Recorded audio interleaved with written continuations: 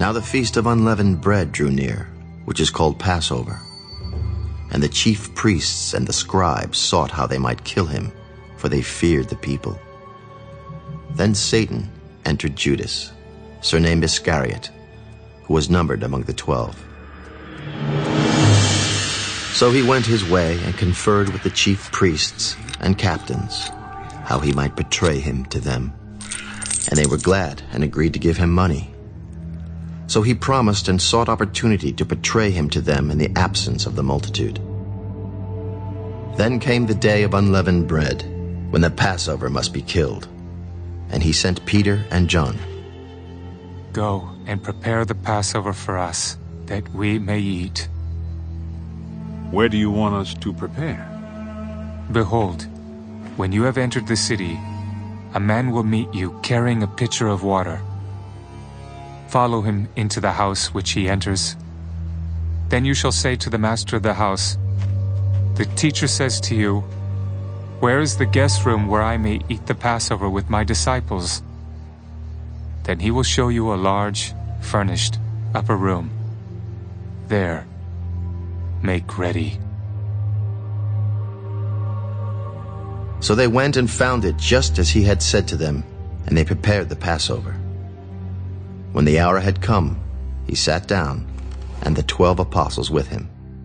With fervent desire, I have desired to eat this Passover with you before I suffer. For I say to you, I will no longer eat of it until it is fulfilled in the kingdom of God. Then he took the cup and gave thanks. Take this and divide it among yourselves. For I say to you, I will not drink of the fruit of the vine until the kingdom of God comes. And he took bread, gave thanks and broke it, and gave it to them. This is my body, which is given for you. Do this in remembrance of me. Likewise he also took the cup after supper. This cup is the new covenant in my blood, which is shed for you. But behold, the hand of my betrayer is with me on the table. And truly the Son of Man goes as it has been determined. But woe to that man by whom he is betrayed. Then they began to question among themselves which of them it was who would do this thing. Now there was also a dispute among them as to which of them should be considered the greatest. And he said to them, The kings of the Gentiles exercise lordship over them, and those who exercise authority over them are called benefactors. But not so among you. On the contrary, he who is greatest among you, let him be as the younger, and he who governs as he who serves. For who is greater, he who sits at the table, or he who serves? Is it not he who sits at the table? Yet I am among you as the one who serves. But you are those who have continued with me in my trials. And I bestow upon you a kingdom, just as my Father bestowed one upon me, that you may eat and drink at my table in my kingdom, and sit on thrones judging the 12 tribes of Israel. Simon, Simon, indeed Satan has asked for you, that he may sift you as wheat. But I have prayed for you, that your faith should not fail. And when you have returned to me, strengthen your brethren. Lord, I am ready to go with you, both to prison and to death. I tell you, Peter, the rooster shall not crow this day before you will deny 3 times that you know me. And he said to them, When I sent you without money bag, knapsack, and sandals, did you lack anything? Nothing. But now, he who has a money bag, let him take it, and likewise a knapsack. And he who has no sword, let him sell his garment, and buy one. For I say to you, that this which is written must still be accomplished in me. And he was numbered with the transgressors. For the things concerning me have an end.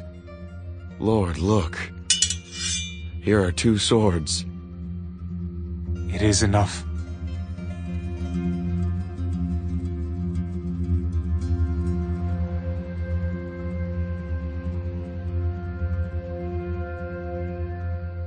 Coming out, he went to the Mount of Olives, as he was accustomed, and his disciples also followed him. Pray that you may not enter into temptation. And he was withdrawn from them about a stone's throw, and he knelt down and prayed. Father, if it is your will, take this cup away from me. Nevertheless, not my will, but yours be done. Then an angel appeared to him from heaven, strengthening him, and being in agony, he prayed more earnestly. Then his sweat became like great drops of blood falling down to the ground. When he rose up from prayer and had come to his disciples, he found them sleeping from sorrow. Why do you sleep? Rise and pray, lest you enter into temptation.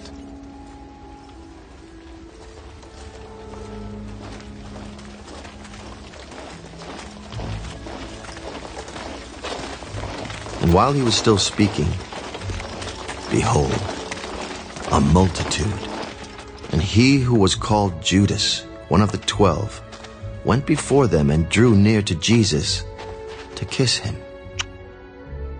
Judas, are you betraying the Son of Man with a kiss? When those around him saw what was going to happen, they said to him, Lord, shall we strike with the sword? and one of them struck the servant of the high priest and cut off his right ear. But Jesus answered, Permit even this. and he touched his ear and healed him. Then Jesus said to the chief priests, captains of the temple, and the elders who had come to him, Have you come out as against a robber with swords and clubs? When I was with you daily in the temple, you did not try to seize me. But this is your hour, in the power of darkness.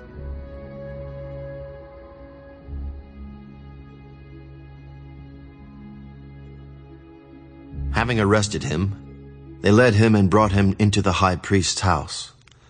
But Peter followed at a distance.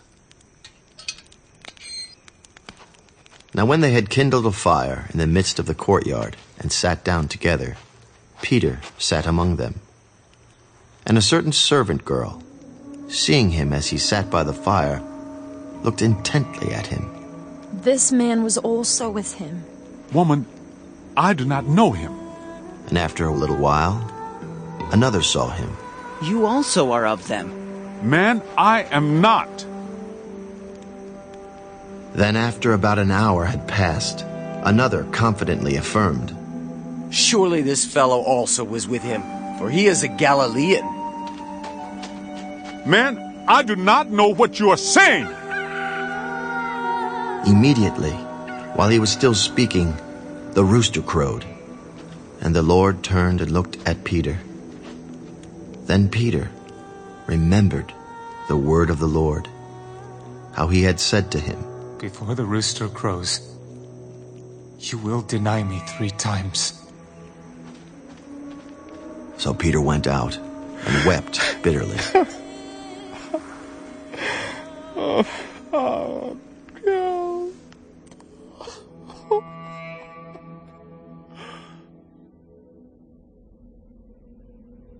Now the men who held Jesus mocked him and beat him, and having blindfolded him, they struck him on the face and asked him, "Prophesy!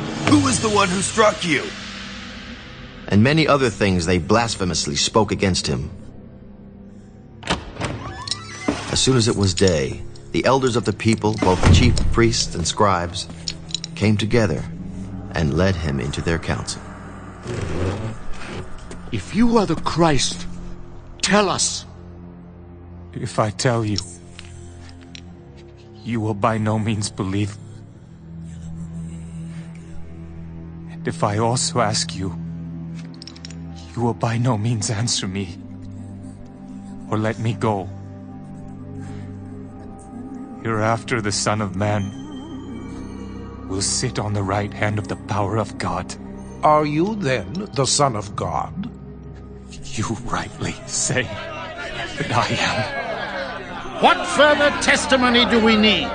For we have heard it ourselves from his own mouth.